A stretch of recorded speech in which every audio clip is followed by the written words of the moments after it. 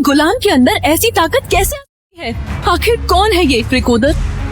इसकी सच्चाई का जल्दी पता लगाओ। ये गुलाम मुझे चाहिए, इसे कोई हाथ भी नहीं लगाएगा। अब ये मेरा है। मेरी एक इच्छा के बदले मैं इसे मांगती हूँ। राजकुमारी, आप अपनी आखिरी इच्छा एक मामूली सा गुलाम पे क्यों बर्बाद करना चाहती हैं? मैं उसके साथ क्यों चाहिए था सुंदर राजकुमारी को एक गुलाम? कौन था वो गुलाम? सुनिए ये पूरी कहानी। सुंदर नगर में डेथ मैच का आयोजन होने वाला है। राजकुमारी मणिकर्णिका भी इस आयोजन में पधार रही है। मौत का खेल तो इन अमीरों ने अपना शौक बना रखा है। डेथ मैच में गुलामों के लिए एक नियम बनाया गया था। अगर एक भी गुलाम राज परिवार के किसी भी योद्धा को हराकर जिंदा बच जाए तो उसके साथ सारे गुलामों को आजाद कर दिया जाएगा। लेकिन ये सब इतना आसान नहीं था, क्योंकि इन गुलामों की जिंदगी नरक से बदतर थी और इन्हीं गुलामों के बीच कैद था 16 साल का नील वायुपुत्र, जो कोई आम कैदी नहीं था। कल आजादी का नया सूरज निकलेगा। हालत देखिए अपनी और हम सब की। पूरे दिन हमें पीटा जाता है। हम तो अपने पैरों पर ठीक से खड़े भी नहीं हो सकते। अब चाहे मणिकर्णिका आए या यमराज, कल मैं यहाँ से निकल के ही रहूंगा।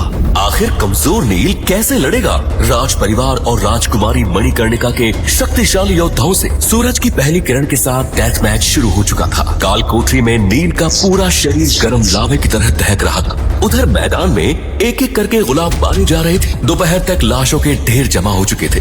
एक तरफ अमीर लोग जीत का जश्न मना रहे थे, दूसरी तरफ रोते चीखते गरीब और गुलामों के परिवारों का दर्द धरती और आसमान को भी दहला रहा था।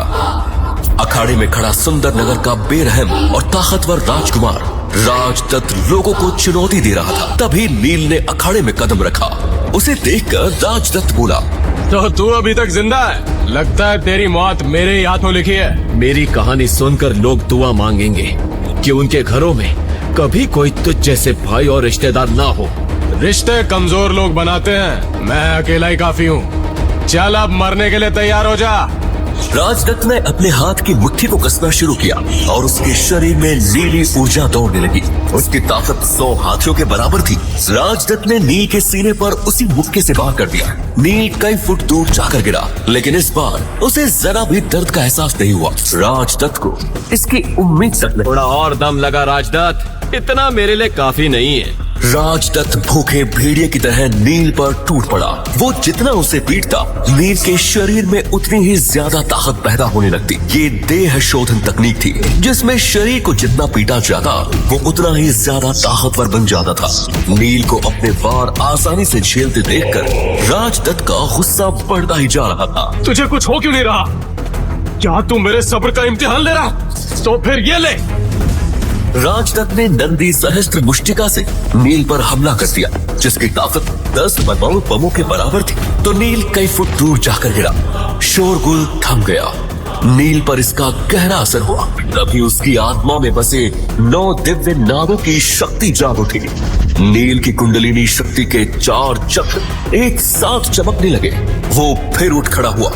ये देख वहाँ बैठे लोगों को अपनी आंखों पर विश्वास नहीं हो रहा था। इस हमले से कोई जिंदा नहीं बच सकता था, लेकिन नील ने राजदत्त की पूरी ताकत सोख ली थी। तेरा समय पूरा हुआ राजदत्त, अब मेरी बारी।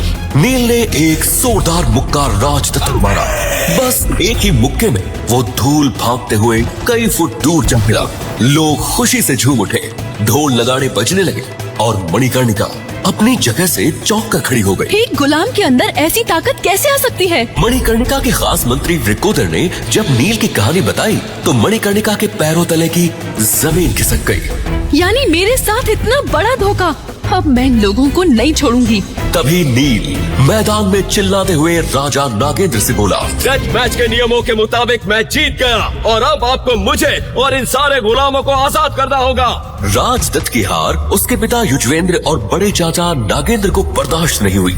नागेंद्र किसी चोट खाए घायल सांप की तरह फुकार रहा था। वो इतनी आसानी से नील को छोड़ने वाला नहीं था। वो चिल्लाया, इतनी आसानी से नहीं नील, तुझे आजाद छोड़कर मैं इतने बरसों की अपनी मेहनत बर्बाद नहीं कर सकता। मैदान में फिर मौत जैसा सन्नाटा छा गया। नागेंद्र ने अपना हाथ लहराया और नीली बिजली की तलवारें हवा में घूमते हुए नील को घेरने लगी। नील जानता था कि वो नागेंद्र का सामना नहीं कर सकता। नागेंद्र बिजली की गति से नील की तरफ दौड़ा।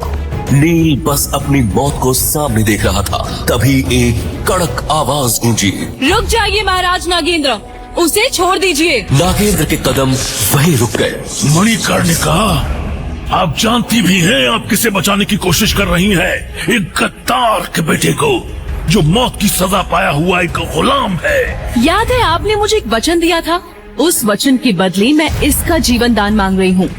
नागेंद्र ने अपनी तलवार पटक दी। सम्राट बिंदुसार की बेटी की बात टालने की औकात नागेंद्र की नहीं थी।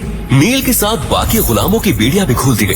वो सब आजाद होकर अखाड़े से बाहर जाने लगे, लेकिन जैसे ही वो लोग नगर की सीमा के पास पहुंचे, सारे गुलामों पर लोहे का जाल फेंक दिया गया और वो फिर से बंदी बना लिए गए।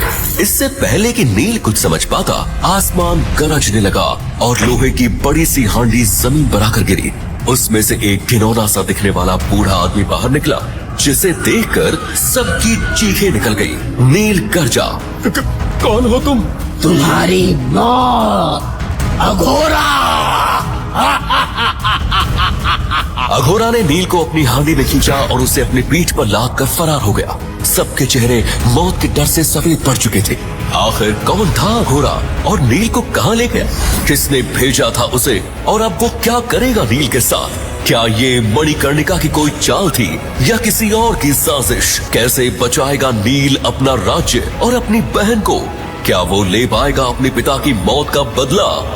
आगे की कहानी जानने के लिए देखें अगला एपिसोड सिर्फ पॉकेट एफएम के यूट्यूब चैनल पर, और सुपर योद्धा के सारे एपिसोड्स को सुनने के लिए डिस्क्रिप्शन में दी लिंक से डाउनलोड करें पॉकेट एफएम ऐप।